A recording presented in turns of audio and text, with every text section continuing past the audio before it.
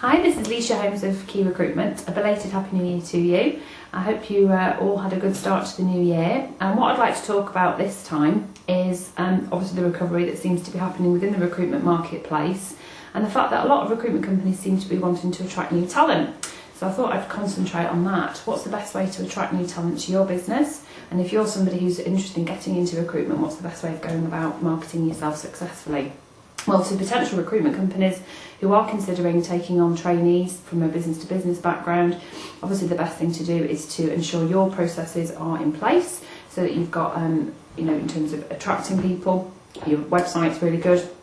You've actually got people, peers, who can actually sit and meet those people, and you use psychometric testing to ensure that their behaviours are correct. But really importantly, when you're actually in that interview, get them to use specific examples of where they've developed competencies that are transferable to recruitment. So, for example, building long-term relationships, using persuasive skills, and most importantly, resilience, because at the end of the day, even though we're in a recovery, it's still a very difficult market out there.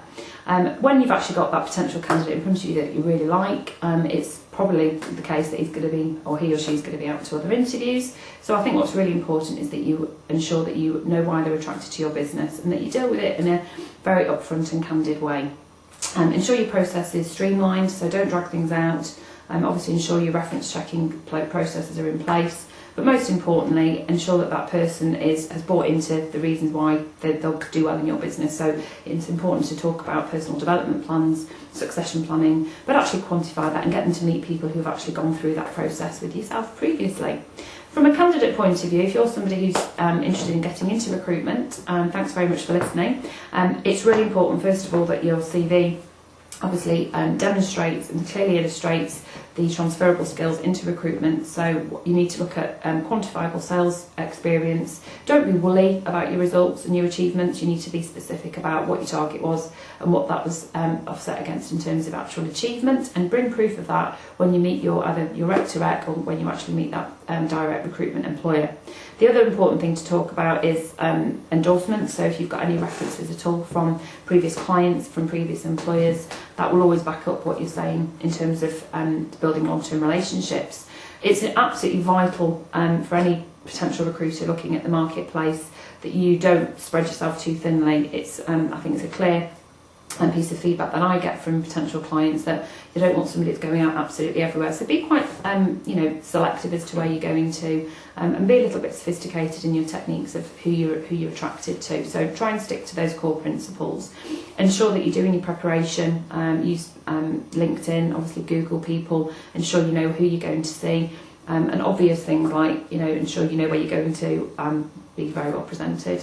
It's very important in the interview to focus on the positives, always listen to the question, and most importantly, show eagerness to want to work for that business.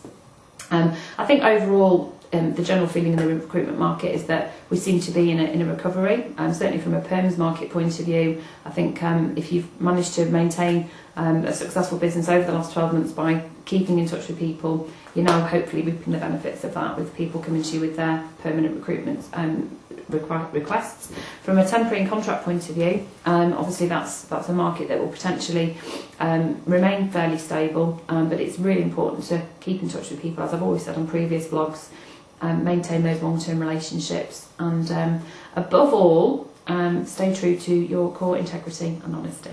Thanks very much for listening, and I'll look forward to hearing from you with feedback.